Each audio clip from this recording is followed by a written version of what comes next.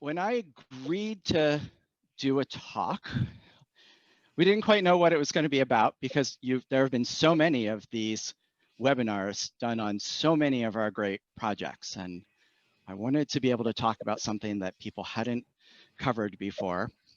And like Mark said, I've been here almost 17 years. Coincidentally, that is actually how long Barbara Brummer, our state director, has been here as well. We actually started about a week apart.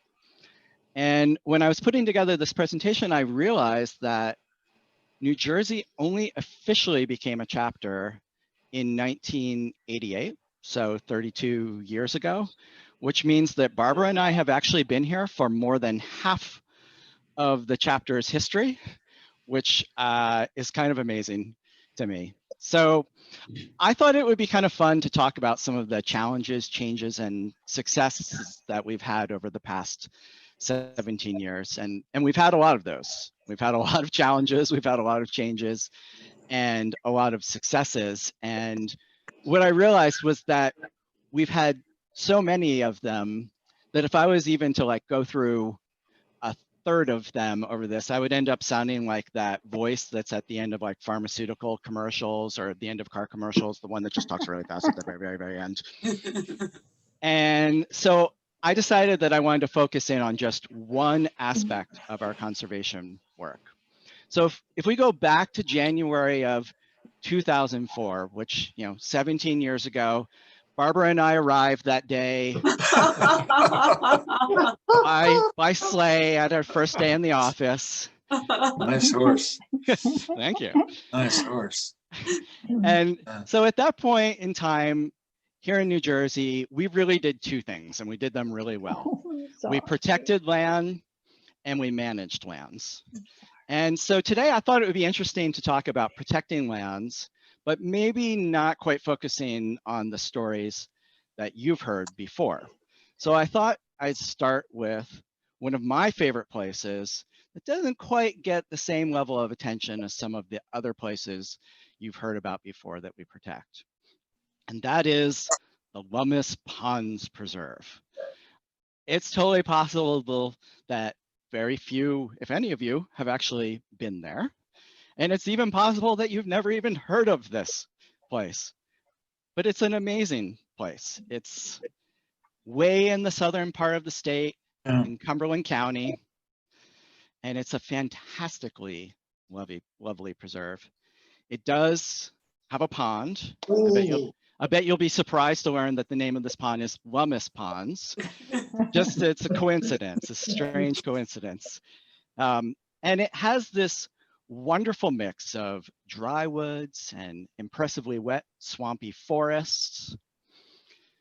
And here's Barbara Brummer with orangish hair. This is back in 2006. This is at Lummis. And that is Amy Green to her left on the screen, who is one of our trustees. And clearly Amy is wondering why Barbara is sticking her pinky in a flower. And the reason why Barbara is doing this, because Barbara is an amazing naturalist. She's got stories about everything that you see out and when we go outside. And this particular flower she's got in her hand is a mountain laurel flower. It's a very attractive shrub that grows quite commonly on the preserve. And the stamens on this flower, if you stick your pinky in, the stamens, which are the thing that has the pollen on them, actually jump up in the air, basically. They grab on. And so if you put your pinky in, it grabs onto your pinky. And she's showing that if you were a bumblebee and you flew in, the pollen would clamp down on your back and your belly, which means you now have pollen in a really good place for when you fly to the next flower to do some pollinating. The other thing that I think gets overlooked at Lummis is that it's actually where I invented social distancing. All the way back in 2006, as you can see, I felt the need to be a distance away from everyone else. Obviously, social distancing took a few years to catch on. But the other thing that I particularly love about Lummis, and this actually has nothing to do with the preserve itself, but I thought you'd enjoy this, is that for about 10 years, every October, we would receive a tax bill for a very small part of this property from the local municipality, and it was never addressed to the Nature Conservancy. It was never addressed to me. It was always addressed to a Mr. Pons, a Mr. Lummis Pons. And this is what we believe Mr. Lummis Pons might have looked like. We don't have any proof of that, but that's what we like to picture. So the real star of the Lummis Ponds Preserve is actually this. This is swamp pink. This beautiful flower grows it comes up in late March, early April, really before the leaves are on all of the trees. It grows in these really wet, sort of swampy areas. And it's just this burst of, green leaves and pink flowers in an otherwise, pretty brown landscape that time of year. And not only is it really pretty, but it has an amazing scent. I mean, this is truly one of my favorite things in the spring, is to sort of, you get really muddy when you go out there, but walk out where the swamp pink are and just breathe in this amazing scent.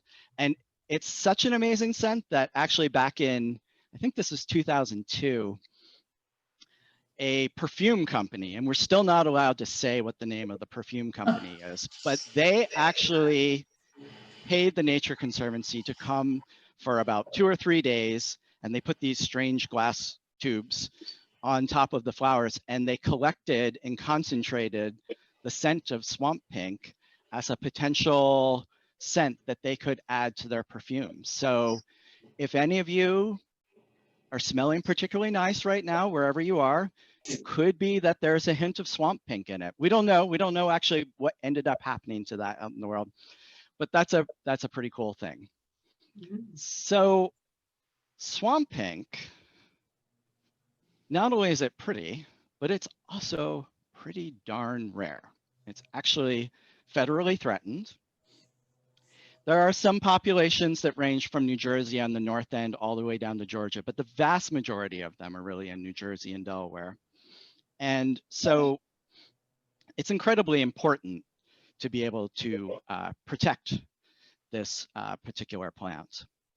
So back in 1999, we started to buy land where this swamp pink grows.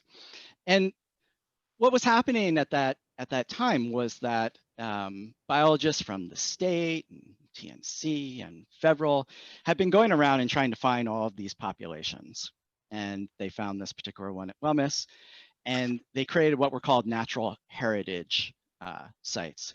And these were basically like, they took where the plant grew and they kind of drew like a little box around it, almost as if you found, I don't know, some particularly lovely flower growing in some part of your garden and you didn't want anyone to mistakenly like hoe it up as a weed, and you just put some little marker around it.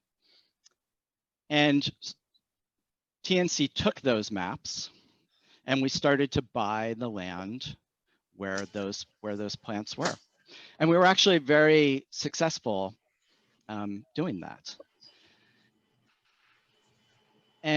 But over time, and this gives you a feel, by the way, on the left of how wet it can be where swamp pink is growing. You can see why we get muddy when we go out there. But over time, it became pretty clear from the science that just protecting the area immediately around these plants was not going to effectively protect this plant. That you can see how wet it is in these pictures. What we needed to be able to do was protect the water conditions of the places where swamp pink grew. So we sort of expanded our protection map to include the creek watershed. And so that meant redesigning where we were buying land, and it meant buying more. And then and here's another shot to give you a sense of how wet it can be in these places. And then in 2004, when I started, one of the first things I started doing was actually surveying our preserves for breeding birds. It also turned out that the area where swamp pink lives, that the forest there, they're so big and they're so relatively unbroken by roads and other things like that, that they're the home to lots of sort of special breeding bird species that really rely on these big forests. So we had a lot of talks and we agreed, okay, this preserve is no longer just about swamp pink and just about the watershed that the swamp pink is in, but it's also about protecting this big forest so that these breeding bird species can survive. And our land protection team went right back to work and started buying more parcels to be able to protect those forests. And then there was one more change. You can see one of the themes of working at the Nature Conservancy is the science drives us to take different conservation actions over time. And that's partly why I'm telling the story about Lummis, is because it just kept changing. This, by the way, is an aerial shot taken actually by Jim Wright, who is on our Conservancy Council. And this gives you a feel for how big that forest is where Lummis is. And we wanted to make sure, the last revision we did of our protection plan was, we wanted to make sure to connect 17,000 acres of protected state lands on one side with 3,000 acres of protected lands on the other side. And so our land protection team went back to work, and very excitingly, in 2016, so started in 1999, in 2016, 17 years later, we had bought the last parcel that we thought we needed to do to protect all of these values at Lummis Ponds. So I wanted to just give you a little bit of a feel for what that actually looks like. So this is kind of a complicated map, which is deliberate on my part because I wanted to show you a couple of things about it. So this area over here on the left-hand side is the Lummis Ponds Preserve. It is, by the way, 1,700 acres. So it's a good size preserve. This area just to the southeast, down and to the right slightly, this big area of protected lands is called the Millville Wildlife Management Area. It's 17,000 acres of protected lands. We connect to that and then up to this other area of state-owned lands, and that's 3,000 acres. So it's took us 17 years to get that work done, but it's not like we were only working at Lummis and doing all of that hard work. On this same map, we also were protecting the Manu-Muskin River, Manatico Creek, Morris River Bluffs, and the Eldora Preserves. So they all have the same kind of story.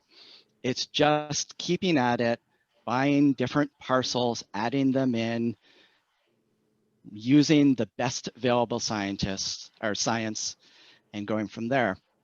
These, by the way, are only the areas that we kept as preserves, but the majority of the land that we've actually helped to protect over time has actually been for others, for state landowners, for federal state landowners.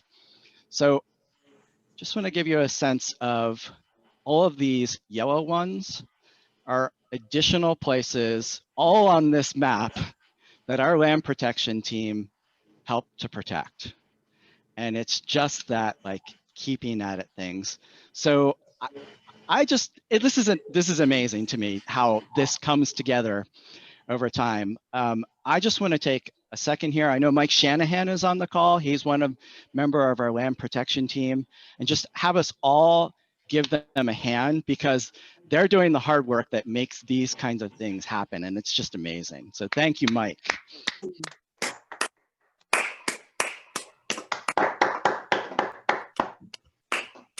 All right, so that's the story of Lummis. Now I want to switch to the story of New Jersey. As you can see, we're using a very scientific map on the left-hand side of mapping the food biodiversity of New Jersey. And that's an aerial shot, by the way, of the State House there. And I want to talk a little bit about some trends that have been happening in New Jersey over the last 50 years. So I'm just going to give you a warning. There's going to be a bunch of numbers, But these numbers are going to turn out to be really interesting. So stick with me.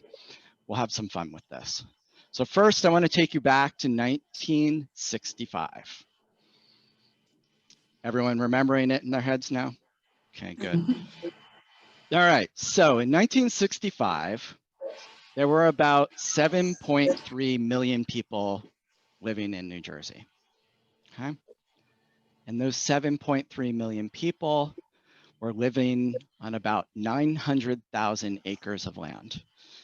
To give you a feel, all of New Jersey is about 5 million acres. So gives you a rough sense, about 18% of the state was developed. And by developed, we mean it could look like a city, it could look like a little town, it could have a house on it, but in some way, it was developed. That roughly works out to about 8 people for every acre that was developed, okay?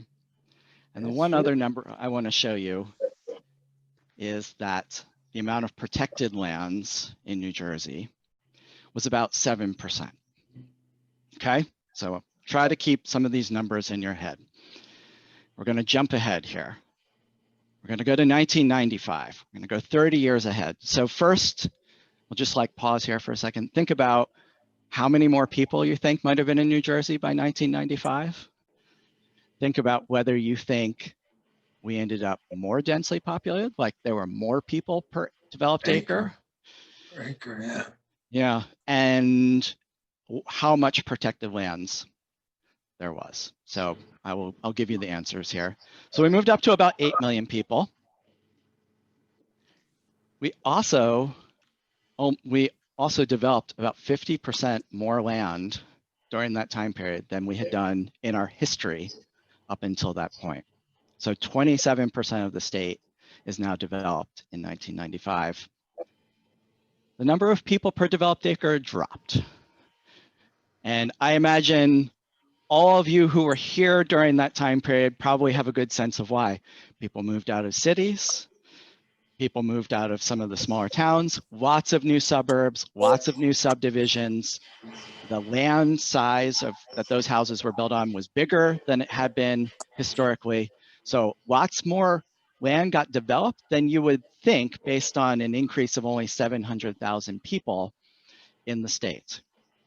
But we also more than doubled the amount of protected lands in the state.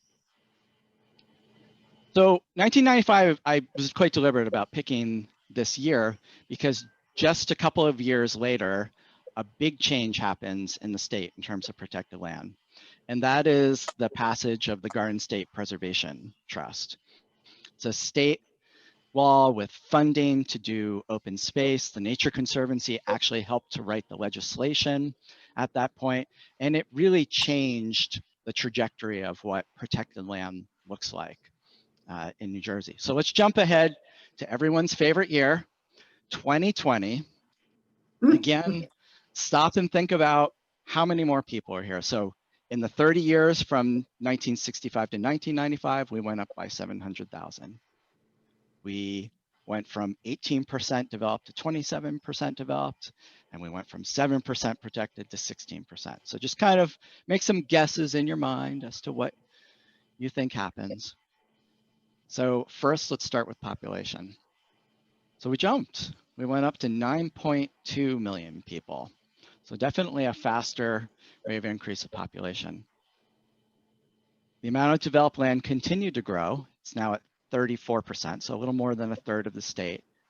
That rate is definitely slower than it used to be, but it still ends up meaning fewer people per acre that's developed. So, you know, we're still not as sort of densely populated as we once were per developed acre. But here's the part that I find kind of amazing. We jumped all the way up to 31% protected lands. It's like almost 1 out of every 3 acres in this state are now protected, starting from, you remember we were at 7% in 1965. So in 50 years, we just made incredible strides. And those incredible strides are not because we managed to pull off, you know, 500,000 acre purchases of things. It's just been buying one parcel after the other. And I want to give you some context of how impressive that 31% is. So I was just chatting with a TNC colleague in Nebraska. Nebraska, it's a big state, right? It's more than 10 times the size of New Jersey. Nebraska's percentage of protected lands is about 1.5%. Wow. We're 31, Nebraska's 1.5%. But you might be like, okay, yeah, but New Jersey's a little state, right? So, you know, Nebraska's still going to beat us. The reality is that New Jersey still has twice as many acres of protected lands as does Nebraska. That's kind of an incredible thought. I can't tell you how jealous some of our colleagues are in Nebraska at how vibrant the land protection community is here in New Jersey.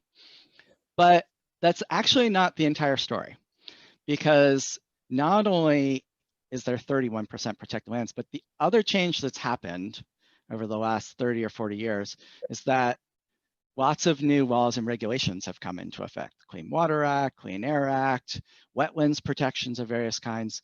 So actually, if you look at New Jersey, there's an additional 19% of land that is protected by regulations.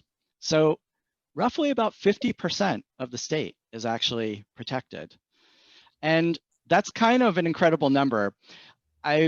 Maybe some of you have been hearing people like E.O. Wilson and David Attenborough proposing this incredibly ambitious goal for the entire world to protect about half of the planet in order for biodiversity to continue, to help abate climate change. It's pretty incredible to think that New Jersey, the most densely populated state in the country, has actually hit that point already. So this just amazes me every time I see this. So then the question becomes, well, what do we do? What do we do from here? Are we done? Is it time just to relax at our desks and pretend to be a bobcat like Barbara is doing here? Or maybe you get even more relaxed and you just kind of stare at some chickens for a while. Or just because I didn't want to only make fun of Barbara, you just relax in your chair, ride off into the sunset. This is, by the way, just a couple miles from Lummis Ponds. The answer, of course, is no. There's still some really great places left to protect. You've all heard about Bobcat Alley. It's an incredibly important corridor that's left to protect. There are still lots of lands to protect for parks that are much needed in communities. But I also think it's really important for us to celebrate like how far we've come already. I know it's almost like you put yourself on an incredibly ambitious diet, and we're down to like the last 5 pounds that we need to lose. But we've made incredible progress during that time. It's also worth noting that the last 5 pounds are the hardest, because we're also down to the smallest pieces of land now that are left to be protected. So I just wanted to say that as I've been going through and pulling slides, and you can probably tell that I actually was trying to pull slides from longer ago, there are a couple of things that have really struck me during this. The first is there are so many pictures of you and people like you out supporting the Nature Conservancy every year that I'm here. And it is just humbling to know how many people have dedicated so much of their time and their money and their passion to making sure this kind of work happens. So thank you. And the other is just how sort of the quiet people at each of these organizations, whether it's the Nature Conservancy or another conservation nonprofit, who are just plugging away each and every day and adding the 10 acres here and the 12 acres there and the 30 acres here. And over a 50-year time period, They went from 7% of the state to 31% of the state protected. It's just an incredible achievement, and I just want to once again celebrate them. So that's it. Thank you for listening.